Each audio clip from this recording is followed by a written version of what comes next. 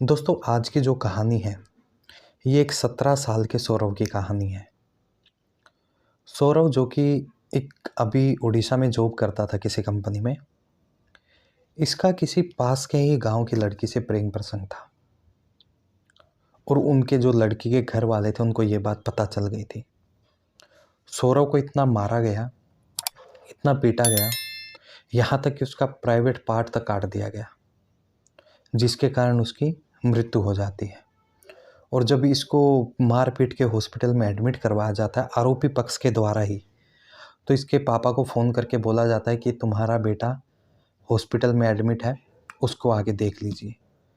जब इसके पिताजी मनीष कुमार सौरव के हॉस्पिटल पहुंचते हैं तो हॉस्पिटल में अंदर जाने से पहले लड़की के चाचा द्वारा पिस्टल के दम पे ये लिखवाया जाता है कि उसका बेटा जिंदा हमने हैंड ओवर कर दिया है।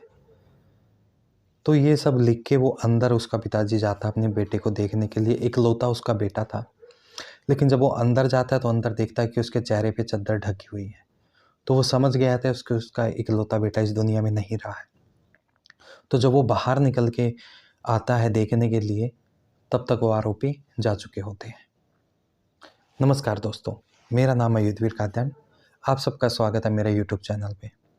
दोस्तों, आज की जो कहानी है ये बिहार के मुजफ्फरपुर की कहानी है। मुजफ्फरपुर में 2 गांव हैं, एक का नाम है सोनवर्षा और एक का नाम है रामनगर। दोनों ही आसपास के ही गांव हैं। जो सौरभ होता है वो रामनगर का रहने वाला होता है और जो जिसके साथ इसका प्रेम प्रसंग होता है लड़की के साथ, वो लड़की होती है सोनवर्षा की। और जो सौरभ होता है वो ठाकुर जाति से बिलोंग करता है और जो लड़की होती है वो पांडे बिरादरी से बिलोंग करती है। ऐसा नहीं है कि ये पहला ही वाक़या था जब इसके साथ मारपीट हुई सौरव के साथ। इससे पहले भी जब उनके घरवालों को, लड़की के घरवालों को इनके बारे में पता चला, तो तब भी उन्होंने पंचायत बुला के इनको सचेत किया था। और इनके पापा का कहना ये था, जो सौरव के पापा हैं, कि पिछली बार भी जब पंचायत बुलाई गई थी तब भरी पंचायत में मेरे बेटे के नाखून तक उखड़वा दिए गए थे। कल को कोई बड़ा वाक़या ना हो जाए, कल को ये मार ना दे मेरे बेटे को, इसीलिए मैंने उसको नौकरी करने के लिए उड़ीसा भेजा था। वो किसी कंपनी में वहाँ पे काम करता था। और अभी 2 जुलाई के आसपास उसकी बहन की शादी थी। तो जब वो वहाँ से आया, उससे पहले वो जब पंचायत वाला वाक़या हुआ और अभी उसकी बहन की जो शादी, उसके बीच में वो आया ही नहीं था। तो 2 जुलाई के आसपास उसकी बहन की शादी थी और उसी के लिए ही वो छुट्टी लेके वहाँ से आया था। तो ऐसा बोला जाता है, ऐसी मीडिया रिपोर्ट है कि लड़की ने फ़ोन करके इसको अपने गाँव में बुलाया और जब ये दोनों आपस में मिल रहे थे तो लड़की के घर वालों ने इनको पकड़ लिया और लड़के को इतना मारा, यहाँ तक कि उसके प्राइवेट पार्ट्स को भी लड़की के सामने ही काट दिया गया। और फिर उसको मार पीट के जब इनको लगा कि ये मरने वाला है, ये अचेत हो गया है, तो उसको हॉस्पिटल में एडमिट करवा दिया। और हॉस्पिटल में एडमिट करवा के इसके पापा को फ़ोन करते हैं, लड़के के पापा को, बोलते हैं कि तेरा बेटा अब तो बचा हुआ है लेकिन अगली बार वो बचेगा नहीं।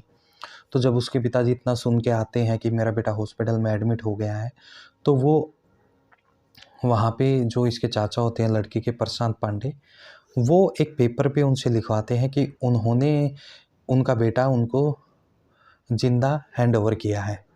तो ये सब लिख के जब वो हॉस्पिटल में अंदर अपने बेटे को देखने के लिए जाते हैं तो देखते हैं उसका बेटा अंदर मरा हुआ है। तो जैसे ही वो बाहर निकल के आता है तो पता चलता है कि आरोपी भी वहाँ से भाग चुके होते हैं। तो ये सब फिर मीडिया में आता है, इतनी बर्बरता हो जाती है। जब पोस्टमार्टम के बाद उनका शव इनके घर वालों को हैंड ओवर किया जाता है तो पूरा गांव इकट्ठा होकर रोड जाम करता है। और फिर जब पुलिस बल उन पे प्रयोग किया जाता है तो उसके बाद वो लाश उठा के उसका लड़की के गांव में पहुंच जाते हैं, सोनबरसा में। और वहाँ पे पूरे रीति रिवाज से उसका अंतिम संस्कार लड़की के घर के सामने कर देते हैं, बिल्कुल दरवाजे के सामने उसका अंतिम संस्कार करते हैं।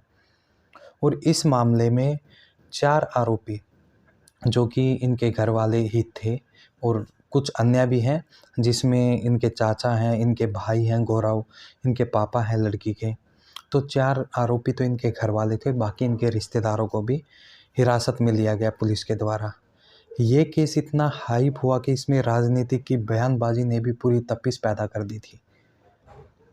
अभी इन पे कोर्ट में ट्रायल चल रहा है, बाकी कोर्ट अपना काम कर रहा है।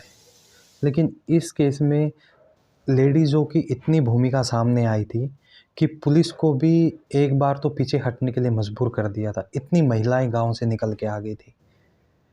दोस्तों, अगर आपको मेरी कहानी, मेरा कंटेंट पसंद आया तो प्लीज़ मेरे चैनल को लाइक, सब्सक्राइब ज़रूर कीजिएगा। धन्यवाद दोस्तों।